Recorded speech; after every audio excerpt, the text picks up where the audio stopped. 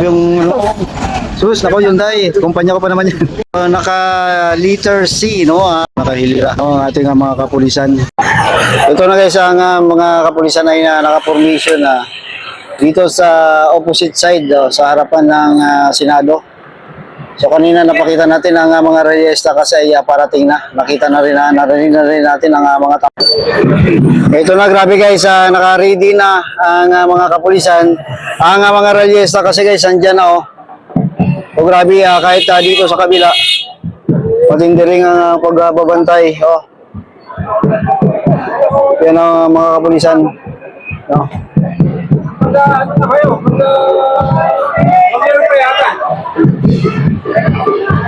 Ito na. So yung ito yung mga supporters ni Bato. So grabe ng attention dito, grabe dito may police na nakaharang. Yan parating na yung parang ang attention dito, grabe. Yan guys, ang mga kapulisan kaliwat kanan nandito. Kaliwat kanan dito. Kaliwat kanan ang kapulisan ito. Nandito pa ang truck na ito. Ito. Tira. Nako, sumabay pa itong truck na ito. Yan o.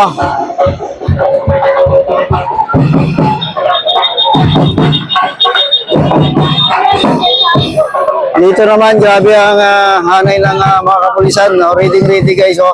Ang daming pulis. Ito na. Grabe nga pulis yung nakabantay dito. Dito, grabe. Dito pa sa kabila, meron pa.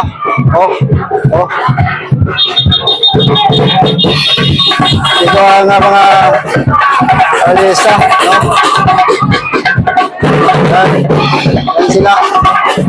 Yan sila. Ngayon, kaliwat kanan ng ating mga kapulisan. Ito, grabe, takbuhan ng mga kapulisan. Nandun pa sa dulo, takbuhan na. So, kaliwat kanan may pulis dito.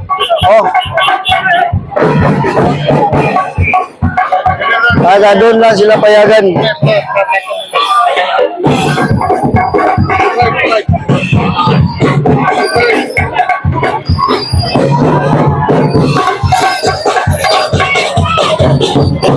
Naka-pwesto mga kapulisan dito.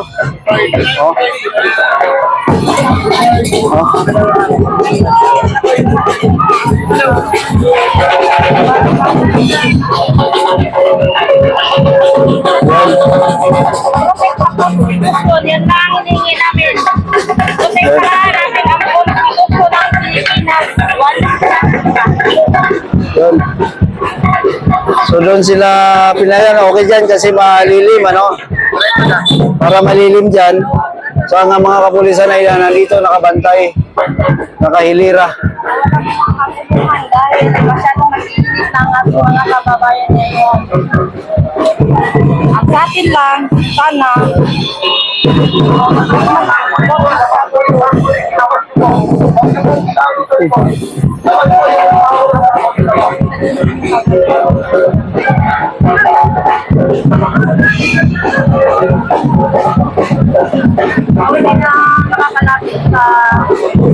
grabe nga bantay.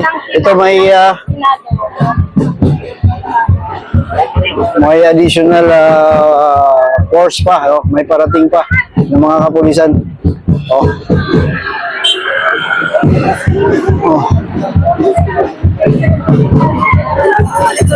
Kaliman!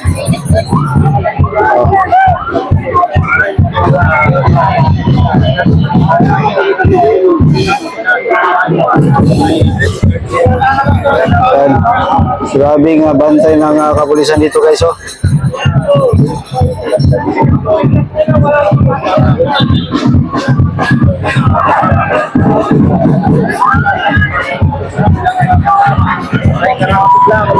Grupong mahisog na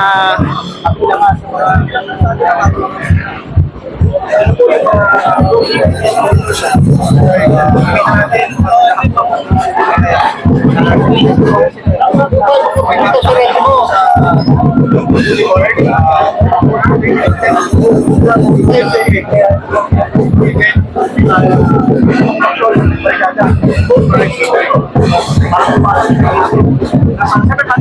Around 700 miyembro ng school trying to try dito and according to general administrative expert, natin sila in the event ay paskailan natin sa nila the security. Naka letter C, no, ang kapulisan, ang papuntang north at papuntang south, no. Open pa rin naman pero bahagyang may yung halfway ay nakasara.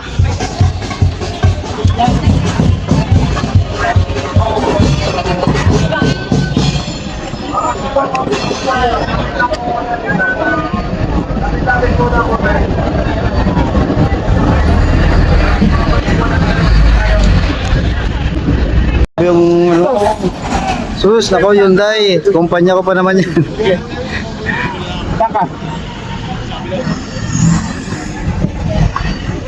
Nakahilira ang ating mga kapulisan. Saan galing? Nagsunan dyan, pero nagtao ko. Kaya nakakawalang gana magaling po itong Pilipinas. Ito naman guys ang hanay ng kapulisan. Ito yung papunta sa MUA. So, dyan banda, may U-turn slot dapat yan dyan. Pero, nakabarricade na ng mga pulis, no? Binarakadahan na, no, ng mga kapulisan. So, sa ating unahan may command post. At dito puno yan ng pulis. Tatlong hana yan, ano. Sa kabila ganun din, ano, naka-letter C sila, no. Yung kanilang formation, no, tingnan nyo guys, no. So ganyan ang katindi ang pagbantay dito. So pakita ko lang sa inyo ang other side, ano, para makita nyo. Yan. Wala pa namang galawan. So dito muna tayo.